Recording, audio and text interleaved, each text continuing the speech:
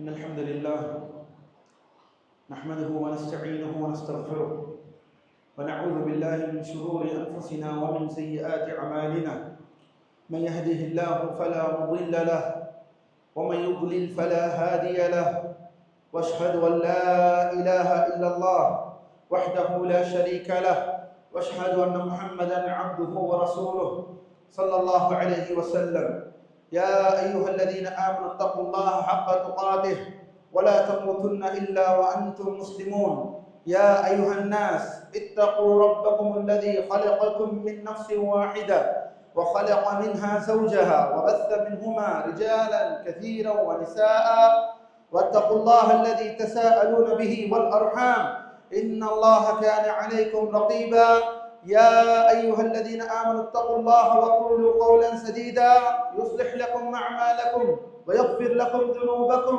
ومن يطع الله ورسوله فقد فاز فوزا عظيما فإن أصدق الحديث كتاب الله وخير الحديث هدي محمد صلى الله عليه وسلم وشر الأمور محدثاتها وكل محدثة بدعة وكل بدعة ضلالة وكل ضلالة في النار أما بعد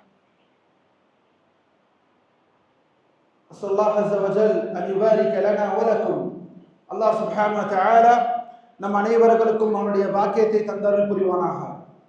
அல்லாஹ்வின் அடியார்களே, பாரக்கல்லாஹு ஃபீக்கும். இந்த முஸ்லிமின் வாழ்க்கை, அல்லாஹ் நமக்கு தந்த இந்த வாழ்க்கையை பார்த்தோம் என்றால் நன்மை தீமை என்ற இரண்டு விஷயமும் தொடர்ந்து அவனை ஆள்கொண்டே இருந்து கொண்டே இருக்கும். முஸ்லிமினுடைய வாழ்க்கை, அல்லாஹ்வின் அடியார்களே, நிஅமத்துகள் அதிகம். ஒரு முஸ்லிமின் வாழ்க்கை நிஅமத்துகள், அதாவது அருட்கொடைகள், அல்லாஹ்வின் புறத்தில் இருந்து வரக்கூடிய அருட்கொடைகள் அதிகமாக இருக்கிறது என்பதை நாம் அதை எல்லா நேரங்களிலும் அதை நம்மால் உணர முடியாது. ஏனெனில் அப்படிப்பட்டவர்களாகத்தான் நாம் இருக்கிறோம். அல்லாஹ்வின் அடியார்களே, பாரக்கல்லாஹு ஃபீக்கும். ஆனால் அந்த ஒவ்வொரு அருட்கொடையும் அல்லாஹ்வின் புறத்திலிருந்து வருகிறது. ஒவ்வொரு நன்மையும் நம் உலகத்தில் நாம் வாழக்கூடிய இந்த வாழ்க்கையில் நமக்கு ஏற்படக்கூடிய இந்த நன்மைகள் யாவும் அல்லாஹ்வின் புறத்திலிருந்து வருகிறது. அல்லாஹ் சுப்ஹானஹு வ தஆலா திருமறையில் கூறுகிறான், வமா பிக்கும் மின் நிஅமத்தின் ஃபமினல்லாஹ். உங்களுக்கு அருட்கொடை என்பது இருந்தால் அது அல்லாஹ்விடம் இருந்து வருகிறது. உங்களுக்கு அருட்கொடை, உங்களுக்கு நன்மைகள், இந்த உலகத்தில் உங்களுக்கு ஏற்படும் நன்மைகள் அனைத்தும் ஒன்று இருக்கிறது என்றால் ஃபமினல்லாஹ், அல்லாஹ்வின் புறத்தில் இருந்து வருகிறது. அதே போல் அல்லாஹ்வின் அடியார்கள், பாரக்கல்லாஹு ஃபீக்கும், மனிதர்கள் தனக்கு அல்லாஹ் சுப்ஹானஹு வ தஆலா அருள் தந்த இந்த நிஅமத்துகளை எண்ணிவிட நினைத்தாலும் அவர்களால் இந்த அருட்கொடைகளை எண்ணிவிட முடியாது. அல்லாஹ் திருமறையிலே கூறுகிறான், வ இன் தஉது நிஅமத்தல்லாஹி லா துஹ்ஸூஹா. நீங்கள் அல்லாஹ்வின் அருட்கொடைகளை நீங்கள் எண்ணி பார்க்க நினைத்தால், நீங்கள் என்ன நினைத்தால், லா துஹ்ஸூஹா, உங்களால் எண்ணிவிட முடியாது. சரி, அடுத்ததாக அல்லாஹ்வின் அடியார்களே, பாரக்கல்லாஹு ஃபீக்கும், அல்லாஹ் சுப்ஹானஹு வ தஆலா, அல்லாஹ்வின் தூதர் ஸல்லல்லாஹு அலைஹி வஸல்லம் கூறுகிறார்கள், ஒரு அப்த், ஒரு அடியான் அல்லாஹ் தனக்கு ஏற்படுத்தின அந்த நியமத்துகளை அவன் சிந்தித்து பார்த்தான் என்றால், பாரக்கல்லாஹு ஃபீக்கும், அல்லாஹ் தனக்கு இந்த உலகத்தில் தனக்கென்ற பங்கை இந்த உலகத்தில் அந்த அடியானுக்கு வழங்கி இருப்பதை கொண்டு அவன் திருப்தி அடைந்தால் அதுதான் உண்மையான பணக்காரன். அவர்தான் உண்மையான பணக்காரர், அவர்தான் உண்மையான செல்வந்தர். அல்லாஹ் தனக்கு வித்திட்ட அந்த விஷயங்களை, அந்த அருட்கொடைகளை கொடுத்ததற்கு அவன் நன்றி செலுத்துகிறான் என்றால் போதும் என்ற அந்த மனப்பான்மை, அஷ்ஷுக்ர், அல்லாஹ்விற்கு நான் நன்றி செலுத்துகிறேன் எனக்கு அவன் தந்த இந்த அருட்கொடைகளுக்கு என்றால் அவன்தான் உண்மையிலே பணக்காரனாக இருக்கிறான். அல் கனி அல் கினா அல் ஹகீகி ஹாதா, உண்மையான அந்த கினா அல் கனி, அந்த உண்மையான அந்த செல்வந்தம் என்னவென்றால் தான் அல்லாஹ் தனக்கு கொடுத்த விஷயத்தில் அதாவது அதை பொருந்திக் கொள்ளக்கூடியவராக, அதை ஷுக்ர் செய்வதாக இருப்பார்கள். அல்லாஹ் ஸல்லல்லாஹு அலைஹி வஸல்லம் கூறுகிறார், அல்லாஹ்வின் அடியார்களே, இர்தி பிமா கஸமல்லாஹு லக் தகுன் அக்னன் நாஸ். இந்த ஹதீஸை சற்று சிந்தித்து பாருங்கள். அல்லாஹ் உனக்கு தந்ததை, அல்லாஹ் உனக்குடைய பங்கை, இந்த உலகத்தில் உனக்கு என்ன பங்கு உள்ளதோ அதை உனக்கு தந்திருக்கிறான் என்றால் அதற்கு நீ நன்றி செலுத்து. நீ மனிதர்களிலேயே மிகவும் பணக்காரனாக நீ இருப்பார். சுப்ஹானல்லாஹ். பணக்காரர், செல்வந்தம் என்பது அல்லாஹ்வின் அடியார்களே மற்றவர்களை பார்த்து பார்த்து வாழ்வதல்ல. செல்வந்தம் என்பது, பணக்காரன் என்பது அல்லாஹ் தன்னுடைய பங்கை கொடுத்ததற்கு தனக்கு அல்லாஹ் எதை கதராக நாடினானோ அதிலே சுக்ர் செய்யக்கூடியவனாக, அதிலே பொருத்தி கொள்ளக்கூடியவனாக இருக்கக்கூடியவர் தான் உண்மையான பணக்காரர். இதை நாம் சொல்லவில்லை, அல்லாஹ்வின் தூதர் ஸல்லல்லாஹு அலைஹி வஸல்லம் அவர்கள் கூறுகிறார்கள்.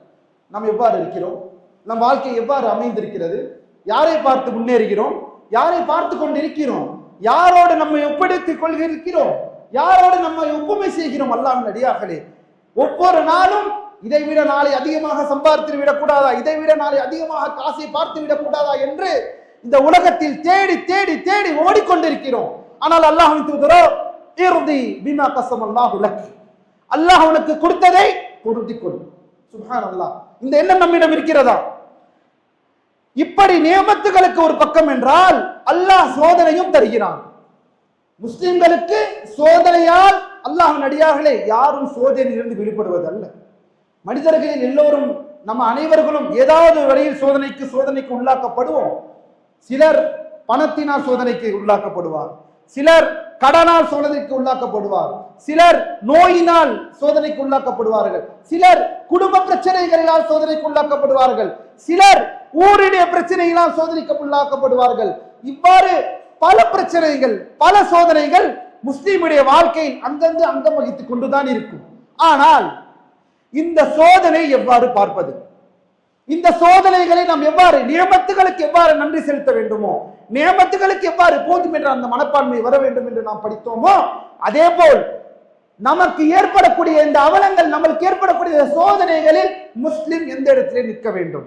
அல்லாஹ் நடிகார்களை பாரக்கல்லாஹு ஃபீக்கும் ஒரு விஷயத்தை நாம் சொல்ல வேண்டும். இதனால் தான் அல்லாஹ் தூதர் ஸல்லல்லாஹு அலைஹி வஸல்லம் கூறுகிறார்கள், உந்துரு இலா மன் அஸ்ஃபல மின்கும், உங்களுக்கு கீழ் இருப்பவர்களை நீங்கள் பாருங்கள். ரவாஹ் முஸ்லிம், முஸ்லிமிலே பதிவு செய்யப்பட்ட ஹதீஸ். இந்த ஹதீஸை சற்று சிந்தித்து பாருங்கள். இன்று நாம் சாப்பிடுகிறோம், இன்று நாம் உறங்குகிறோம், இன்று நாம் அல்ஹம்துலில்லாஹி ரப்பில் ஆலமீன் அனைத்து தேவைகளையும் பூர்த்தி செய்வதற்கு அல்லாஹ் நமக்கு அனைத்து விஷயங்களையும் கொடுத்திருக்கிறான். நாம் யாரை பார்க்க வேண்டும்? காஃபிர்களையா? அல்லாஹ்விற்கு இணை வைக்கக்கூடியவர்களையா? பெரும் பெரும் பணத்தை சம்பாதித்து வட்டியிலே மூழ்கி மூழ்கி மூழ்கி வட்டியில் சம்பாதித்து இந்த உலகமே என்ற வட்டியில் உள்நோக்கி சென்று கொண்டிருப்பவர்களை பார்த்தா, அல்லது நாம் இருக்கக்கூடிய இந்த நிலையில் கூட நமக்கு கீழ் இருப்பவர்கள் இல்லையே என்ற அந்த மக்களை பார்த்து அல்லாஹ்விற்கு நன்றி செலுத்துவதாக இருக்க வேண்டுமா? அதனால தான் அல்லாஹ் கூறுகிறார்கள், உந்துரு இலா மன் அஸ்ஃபல மின்கும், உங்களுக்கு கீழ் இருப்பவர்களை பாருங்கள், வலா தந்துரு இலா மன் ஃபௌகக்கும், உங்களுக்கு மேல் இருப்பவர்களை நீங்கள் பார்க்காதீர்கள். ஏன் மேல் இருப்பவர்களை பார்க்காதீர்கள்? ஏனெனில் பார்த்தீர்கள் என்றால் என்ன ஆகும்? மேல் இருப்பவர்களை பார்த்தீர்கள் என்றால் அல்லாஹ் உனக்கு கொடுத்த அந்த நியமத்தை நீ குஃப்ரிலே வென்று விடுவாய். அல்லாஹ் உனக்கு கொடுத்த நன்மைகள் யாவும் சட்டென்று மறைந்து விடும். என்னிடம் வாகனம் இருக்கிறது, என்னிடம் பைக் இருக்கிறது, அவரிடம் கார் இருக்கிறது என்று நீ நினைத்தால் உனக்கு அல்லாஹ் அந்த பைக்கை, அந்த வண்டியை கொடுத்ததற்கான அந்த நியமத்திற்கு நீ நன்றி செலுத்துவனாக உன்னால் இருக்க முடியாது. ஏனெனில் உன் உள்ளம் யாரை பார்க்கும்? உனக்கு மேல் இருப்பவனை பார்க்கும். அந்த பைக், அந்த வண்டி கூட இல்லாமல் இருக்கக்கூடிய மிதி வண்டியில் செல்பவர்களை பார்ப்பாயா? பார்க்க மாட்டாய். சுப்ஹானல்லாஹ். இதுதான் வாழ்க்கை. அல்லாஹ் நம்மை பாதுகாக்க வேண்டும். முஸ்லிமின் வாழ்க்கை இவ்வாறு இருக்காது. அல்லாஹ்வை ஈமான் கொண்டவரின் வாழ்க்கை இவ்வாறு இருக்காது. மேல் இருப்பவரை பார்க்க மாட்டார்கள், கீழ் இருப்பவரை பார்ப்பார்கள். அவ்வாறு தான் தங்கள் வாழ்க்கையை அவர்கள் அமைத்துக் கொள்வார்கள். அல்லாஹ்வின் அடியார்கள், அல்லாஹ் நம்மை பாதுகாப்பானாக. எப்போது நீ மற்றவனை பார்த்து உன்னுடைய பெரியவராக இருக்கக்கூடியவர்கள், பணத்திலே செல்வத்திலே பெரியவராக இருக்கவரை பார்க்கிறாயோ, அந்த நொடி நீ இருக்கக்கூடிய அந்த நியமத்தை மறந்து விடுவாய். நீ இருக்கக்கூடிய நியமத்தை மறந்துவிட்டு நீ இருக்கக்கூடிய நியமத்திற்கு அல்லாஹ்வுக்கு நன்றி செலுத்தாதவனாக மாறி விடுவாய். அதனால்தான் சுப்ஹானல்லாஹ், உனக்கு கூடுதலாக வேண்டுமா? உங்களுக்கு நியமத்துகள் கூடுதலாக வேண்டுமா? அல்லாஹ் கூறுகிறான் தன் திருமறையிலே, லஇன் ஷகர்தும் லஅஸீதன்னகும், உங்களுக்கு கொடுக்கப்பட்ட நியமத்திற்கு நீங்கள் நன்றி செலுத்தினீர்கள் என்றால் உங்களுக்கு நான் அதை கூட்டி தருகிறேன். கூடுதல் எங்கே இருக்கிறது? நீங்கள் நன்றி செலுத்துவதில் இருக்கிறது.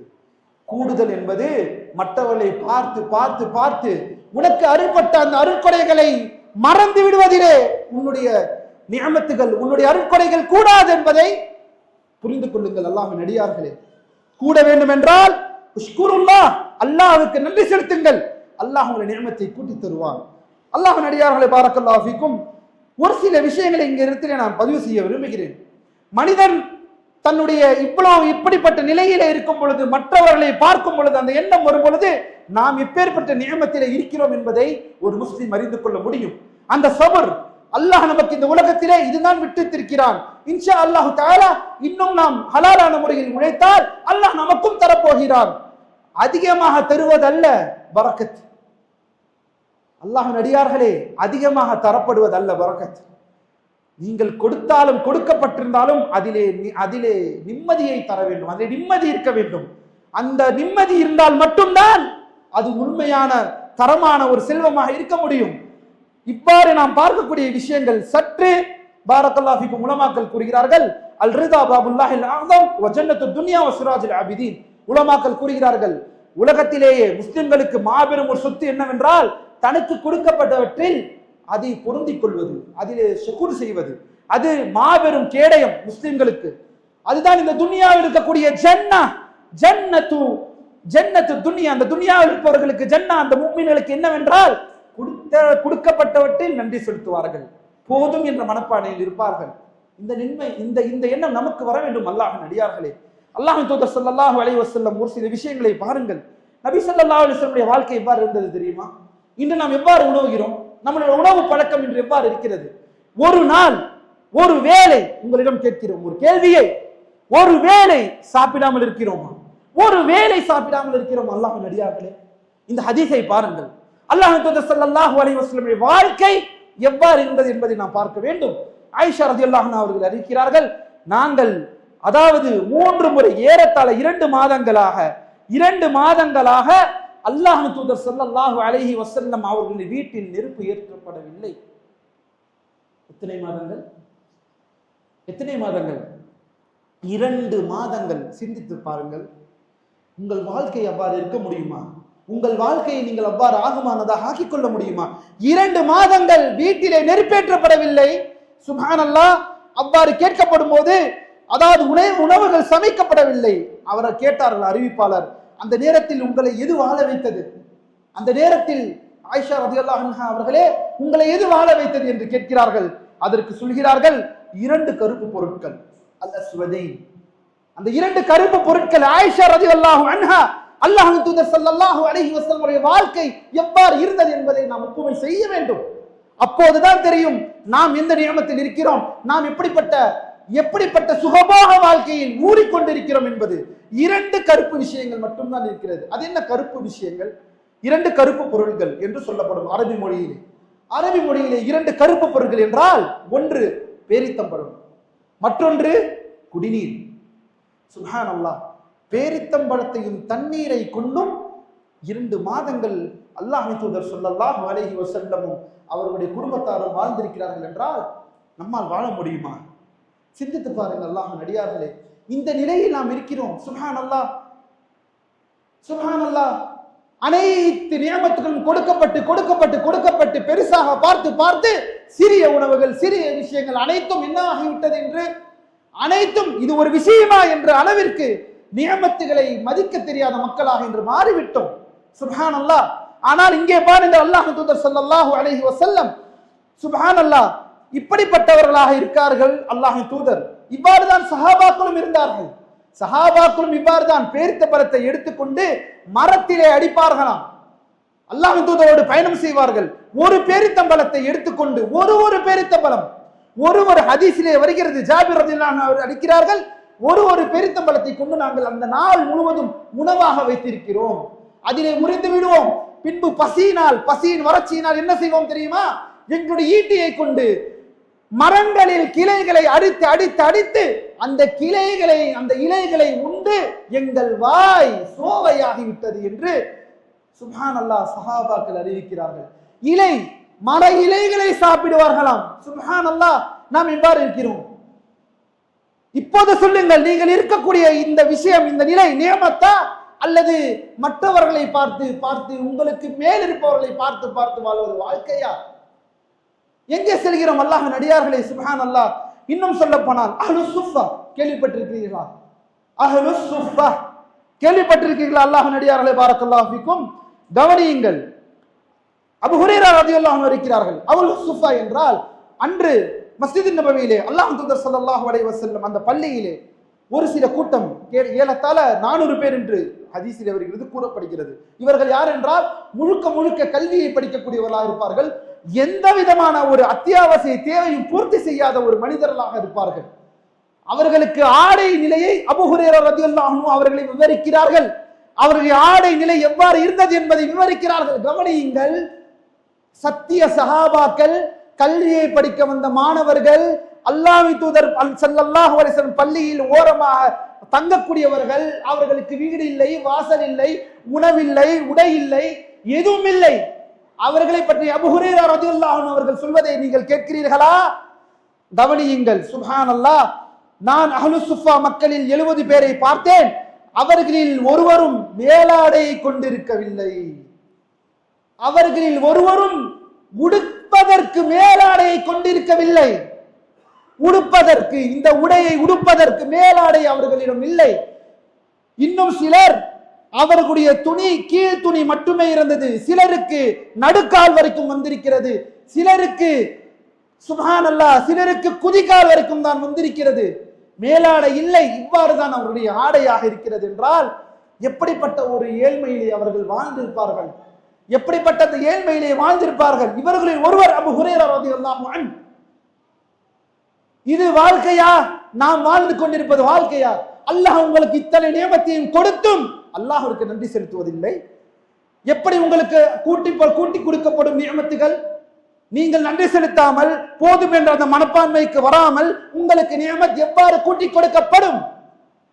இதோ சஹாபாக்கள், இதோ அல்லாஹ்வின் தூதர் ஸல்லல்லாஹு அலைஹி வஸல்லம், இதோ அந்த சத்திய உம்மah, அவர்களுடைய வாழ்க்கையை பாருங்கள், அவர்களுடைய சுஹதை பாருங்கள்.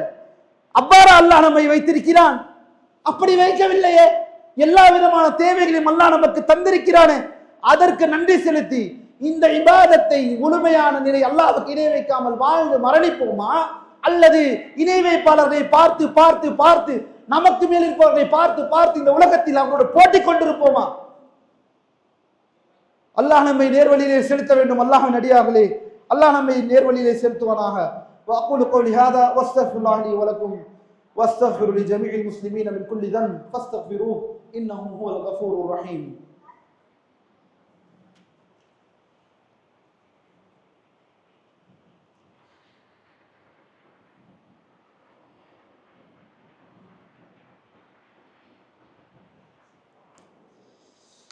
الحمد لله على إحسانه وشكر له على توفيقه وامتنانه واشهد ان لا اله الا الله وحده لا شريك له تعظيما لشأنه واشهد ان محمدا عبده ورسوله صلوات الله وسلامه عليه. அல்லாஹ்வின் அடியார்களே, பாரக்கல்லாஹு ஃபீக்கும். அதே போல் இன்னொரு விஷயம், சுப்ஹானல்லாஹ், இதையும் நாம் உற்று நோக்க வேண்டும். என்னவென்றால், இன்று இந்த துனியாவிலே போட்டி போட்டு கொண்டிருப்பதிலே கடைசியிலே ஒரு விஷயத்திற்கு கூட என்ன முடிவெடுப்பது இல்லாமல் தெரிகிறது முஸ்லிம்களின் நிலை என்னவென்றால், உண்மையிலேயே இந்த செல்வம் உனக்கு நன்மையா? செல்வம் கொடுக்கப்பட்டவர்களை பற்றி நாம் பேசிக் கொண்டிருக்கிறோம். அதிகமாக இந்த செல்வத்தை தேடி தேடி செல்கிறார்களே, அவர்களை பற்றி நாம் பேசிக் கொண்டிருக்கிறோம். உண்மையிலேயே இந்த செல்வம் உனக்கு இந்த துனியாவிலே நன்மையை தருமா அல்லது உன்னை அது அழித்து விடுமா என்பது கூட இன்று தெரியாமல். ஆனால் இது முக்கியமான கேள்வி. இந்த கேள்வியை ஒவ்வொருவரும் நாம் கேட்டுக்கொண்டிருக்க வேண்டும். இந்த செல்வங்கள், இந்த செல்வ நிலை உயர்வதினால் அது உங்களை அழித்து விடலாம். அல்லாஹ்வின் அடியார்களே, எத்தனை பேர் அழிந்திருக்கிறார்கள்? செல்வ நிலையினால், செல்வந்தர் ஆனதினால் நன்றாக இருந்திருப்பார், வறுமையில் அல்லாஹ்வை தொழுதிருப்பார், மார்க்கத்திலே நிலைத்து நின்றிருப்பார், ஹலாலை பேணியிருப்பார், ஹராமை தடுத்திருப்பார். ஆனால் செல்வ நிலை உயரும் பொழுது ஃபித்னாவாக மாறிவிடும், அவருக்கு அது ஒரு குழப்பமாக மாறிவிடும். சுப்ஹானல்லாஹ். இதனால் தான் சலஃபுகளிலே முன் சென்ற அடியார்களே கூறுகிறார்கள், நல்லோர்கள், அல்லாஹ்வின் அடியார்களில் சிலர் இருக்கின்றனர், அவர்களுக்கு ஏழ்மை தவிர வேறு எதுவும் உகந்தது அல்ல. அல்லாஹ்வின் அடியார்கள், இபாதுல்லாஹ், அல்லாஹ்வின் அடியார்கள் சிலர் இருக்கின்றனர், அவர்களுக்கு ஏழ்மையை தவிர வேறு எதுவும் அவர்களுக்கு உகந்ததாக இருக்காது. ஏனென்றால் அவர்களை அல்லாஹ் செல்வந்தராக்கினால் அது அவர்களது இறை நம்பிக்கையை பாதிக்கும். எவ்வாறு? சுப்ஹானல்லாஹ்.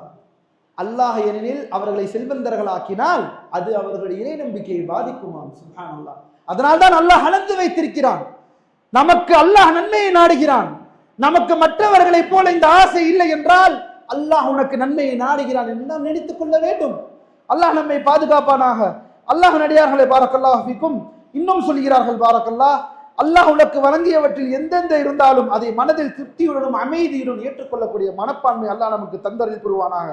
இன்னும் சொல்லப்போன அல்லாஹ்வின் அடியார்கள், அல்லாஹ் தூதர் ஸல்லல்லாஹு அலைஹி வஸல்லம் கூறுகிறார்கள், ஹதீஸ் கவனமாக கேளுங்கள், உங்களில் ஒருவன் காலையில் எழுந்து தன் இடத்தில் பாதுகாப்புடன் உடல் நலத்துடனும் அன்றைய தினத்திற்கான உணவு இருந்தால் அவன் உலகம் முழுவதும் கிடைத்தது போலவனாவான். அல்லாஹ்வின் தூதர் ஸல்லல்லாஹு அலைஹி வஸல்லம் கூறுகிறார்கள், உலகம் முழுவதும் கிடைத்தது போலவான் என்றால் சாதாரண விஷயமா? சுப்ஹானல்லாஹ், உங்களிடைய ஒருவன் காலை எழுந்து தன் இடத்தில் பாதுகாப்புடன் இருக்கிறாரே, பாதுகாப்போடு அன்று அந்த நாளை எந்திருக்கிறார், வைகரையை சந்திக்கிறார், ஃபஜ்ருடைய வக்திலே எந்திருக்கிறார் பாதுகாப்புடன். சுப்ஹானல்லாஹ், உடல் நலம், சரியான நல்ல உடல் நலம், அன்றைய தினத்திற்கான உணவு, இதுதான் அல்லாஹ்வின் அடியார்களே போதும் என்ற அந்த வாழ்க்கையை, பணத்துக்கு, அந்த பதத்திற்கு நாம் வர வேண்டும். அதை நாம் நமக்குள்ளே ஏற்படுத்திக் கொள்ள வேண்டும். அல்லாஹ்வின் தூதர் ஸல்லல்லாஹு அலைஹி திர்மிதியிலே பதிவு செய்யப்பட்ட ஹதீஸ், அல் அல்பானி ரஹிமஹுல்லாஹ் இந்த ஹதீஸை ஸஹீஹ் என்று தரப்படுத்தியிருக்கிறார்கள். இந்த மூன்றும், இந்த பாதுகாப்பு, இந்த உணவு, இப்படிப்பட்ட விஷயங்கள் இருந்தால் அவன் இந்த உலகம் முழுவதும் கிடைத்தது போலாகான். அதே போல அல்லாஹ்வின் அடியார்களை பாரக்கல்லாஹு ஃபீக்கும், அல்லாஹ் தூதர் ஸல்லல்லாஹு அலைஹி வஸல்லம் சொல்கிறார்கள், நான் சொர்க்கத்தை எட்டி பார்த்தேன், அதில் பெரும்பாலானவர்கள் ஏழைகளாக இருக்கிறார்கள். கவனியுங்கள், எந்த உலகம் வேண்டும் வேண்டும் என்று நடந்து கொண்டே சென்று கொண்டே இருக்கிறீர்களே, ஹலாலை பார்க்காமல், ஹராமை பார்க்காமல், நன்மையை பார்க்காமல், தீமையை பார்க்காமல், காசு மட்டும் வேண்டும், பணம் மட்டும் வேண்டும் என்று சென்று கொண்டிருக்கிறீர்களே, அல்லாஹ் தூதர் ஸல்லல்லாஹு அலைஹி வஸல்லம் சொல்கிறார்கள், இத்தலஅது ஃபில் ஜன்னah ஃபரஅய்து அக்ஸர அஹ்லிஹா அல் ஃபுகரா. நான் சொர்க்கத்தை பார்த்தேன், அதில் பெரும்பாலானவர்கள் யாராக இருக்கிறார்கள் என்றால் ஏழ்மையானவர்களாக இருக்கிறார்கள், ஏழைகளாக இருக்கிறார்கள். சுப்ஹானல்லாஹ், அல்லாஹ் நம்மை பாதுகாக்க வேண்டும் அல்லாஹ்வின் அடியார்களே. மேலும் இன்னொரு ஹதீஸை கவனியுங்கள், சொர்க்கத்திற்கு பணக்காரர்கள் உள்ளே நுழைவதற்கு முன்னால் 500 வருடத்திற்கு முன்பாகவே, அதாவது 500 வருடத்திற்கு முன்பாகவே ஏழைகள் சொர்க்கத்திற்குள் நுழைகிறார்கள். என்ன வாழ்க்கை வாழ்கிறோம்? எப்படி இருக்க வேண்டும் என்று ஆசைப்படுகிறீர்கள்? ஹலால் ஹராமை பார்க்காமல் காசு காசு பணம் பணம் என்று இந்த உலகத்தில் நடக்க போகிறீர்களா? அல்லாஹ்வின் தூதர் சொல்கிறார்கள், யத்குலுல் ஃபுகரா அல் ஜன்னah قبل الأغنياء ب500 عام. பணக்காரர்கள் சொர்க்கத்திற்கு உள்ளே நுழைவதற்கு முன்னால் 500 வருடத்திற்கு முன்பாகவே ஏழைகள் சொர்க்கத்திற்குள் நுழைகிறார்கள். சுப்ஹானல்லாஹ், எங்கே நாம் வாழ்கிறோம்? அத்துன்யா சிஜ்னுல் முஃமின் வ ஜன்னத்துல் காஃபிர். இதனால் தான் அல்லாஹ்வின் அடியார்களே, இந்த துன்யா என்பது முஃமின்களுக்கு சிறைச்சாலை, காஃபிர்களுக்கு இது ஜன்னah. இந்த உலகத்தை இவ்வாறு நீங்கள் பார்க்கவில்லை என்றால் மற்றவர்களை பார்த்து பார்த்து நம் வாழ்க்கையை கெடுத்துக் கொள்வோமே தவிர வேறு ஏதும் நாம் செய்ய மாட்டோம் அல்லாஹ்வின் அடியார். இறுதியாக இந்த விஷயத்தை நான் கூறி முடிக்கிறேன். ஒரு நம்பிக்கையாளன் அல்லது ஒரு முஃமின், ஒரு முஃமினா, ஒரு நம்பிக்கையான ஆணும் அல்லது நம்பிக்கையான பெண்ணும் உயிரிலும், அவர்களின் பிள்ளைகளிலும், அவரின் செல்வத்திலும் துன்பம் தொடர்ந்து ஏற்படும் சோதனை. கவனியுங்கள், ஒரு முஃமினான ஆணோ அல்லது ஒரு முஃமினான பெண்ணோ தனக்கும் தன் உயிரிலும் அல்லது தன் பிள்ளைகள் மூலமாக அல்லது தன் செல்வத்தின் மூலமாக துன்பம் தொடர்ந்து ஏற்படும். ஆனால் அதை பொறுத்து கொண்டு, அதிலே சுக்ர் செய்து, அதிலே சிறந்து, அதிலே அல்லாஹ்வின் மீது மார்க்கத்தை, ஈமானை விட்டுவிடாமல் அல்லாஹ்வை அன்று சந்தித்தார் என்றால் அவர் மீது எந்த விதமான பாவமும் இல்லாமல் அல்லாஹ்வை சந்திக்கிறார். அப்படி என்றால் சோதனை என்றால் இந்த உலகத்தில் அழிவு என்று நினைத்துக் கொண்டிருக்கிறோம் அல்லவா? காசினால் சோதிக்கப்பட்டால், கடனினால் சோதிக்கப்பட்டால், உலக விஷயங்களில் சோதிக்கப்பட்டால், டிவி வாங்க காசு இல்லை, அதற்கு கவலை. அப்படியா? ஷைத்தானுடைய வீட்டிலே கொண்டு வந்து டிவி வாங்குவதற்கு பணம் இல்லை என்றால் அது ஒரு கவலை, அதிலே ஒரு அழுகை, அதிலே ஒரு வருத்தம். ஆனால் உண்மையாக சோதிக்கப்படுவர்களின் நாள் அல்லாஹ்வின் அடியார்களே, அல்லாஹ்வை நீங்கள் சந்திக்கும் பொழுது அதிலே நீங்கள் சபராக சுக்ராக இருப்பீர்கள் எனில் பாவம் இல்லாமல் நீங்கள் அல்லாஹ்வை சந்திக்கக்கூடிய நாளாக அது இருக்கும். இறுதியாக அல்லாஹ்வின் தூதர் ஸல்லல்லாஹு அலைஹி வஸல்லம் கூறுகிறார்கள், முஃமினுடைய ஹாலத்தை பார்த்து, ஈமான்தாரிகளுடைய நிலையை பார்த்து நான் ஆச்சரியம் அடைகிறேன். ஏன் ஆச்சரியம் அடைகிறார்கள் அல்லாஹ்வின் தூதர் ஸல்லல்லாஹு அலைஹி வஸல்லம் முஃமின்கள் நிலையை பார்த்து? ஏனென்றால் இறுதியான ஹதீஸ், ஏனென்றால் அவர்களுடைய எல்லா நிலைகளும், வாழ்க்கை நிலையும் அவர்களுக்கு நன்மையாகவே இருக்கிறது. எப்படி நன்மையாகவே இருக்கிறது என்று சொல்கிறார்கள் அல்லாஹ்வின் தூதர்? ஏனெனில் அவருக்கு நன்மை ஏற்பட்டால் அவர்கள் அந்த நன்மை அவர்களுக்கு நன்மையாகவே ஆகிறது. அவர்களுக்கு தீமை ஏற்பட்டால் அதிலே அவர்கள் பொறுத்து அதிலும் நன்மையை வாங்கி கொண்டு விடுகிறார்கள். இது யாரால் மட்டும் கிடைக்கும்? முஃமின்களுக்கு மட்டும்தான் கிடைக்கும். நன்மை கண்டால் அல்ஹம்துலில்லாஹ், தீமை சோதிக்கப்பட்டால் அல்ஹம்துலில்லாஹ், அதிலே சபராக இருந்து அதை பொறுத்து கொண்டு அல்லாஹ்வுக்கு நன்றி செலுத்தினால் அவருக்கு நன்மை என்றால் என்ன, தீமை என்றால் என்ன, எல்லா நிலையும் ஒரே நிலைதான். அதுதான் நன்மையான நிலை. இந்த நிலையை பார்த்து நான் மூமின்களை பார்த்து ஆச்சரியப்படுகிறேன் என்று அல்லாஹ்வின் தூதர் சொல்கிறார்கள். இன்னும் சொல்கிறார்கள், இந்த நிலை மூமின்களில் தவிர வேறு யாருக்கும் கிடைக்காது. அந்த மூமின்களாக இருக்க வேண்டுமா அல்லது இருக்கக்கூடாதா என்பதை நிலைத்து நின்று முடிவு செய்யக்கூடிய தருணத்தில் நாம் இருக்கிறோம். அல்லாஹ்வின் அடியார்களே, அல்லாஹ் நம் அனைவர்களையும் பாதுகாப்பானாக. இந்த துனியாவிலே மூழ்கக்கூடிய மக்கள் இருந்து அல்லாஹ் நம்மை பாதுகாப்பானாக. அப்படிப்பட்ட தன்மையிலிருந்து துனியா துனியா என்று வாழக்கூடிய மனிதர்களிடமிருந்து நம்மை அல்லாஹ் பாதுகாப்பானாக. அல்லாஹ்வின் அடியார்களே, பாரக்கல்லாஹு ஃபீக்கும்.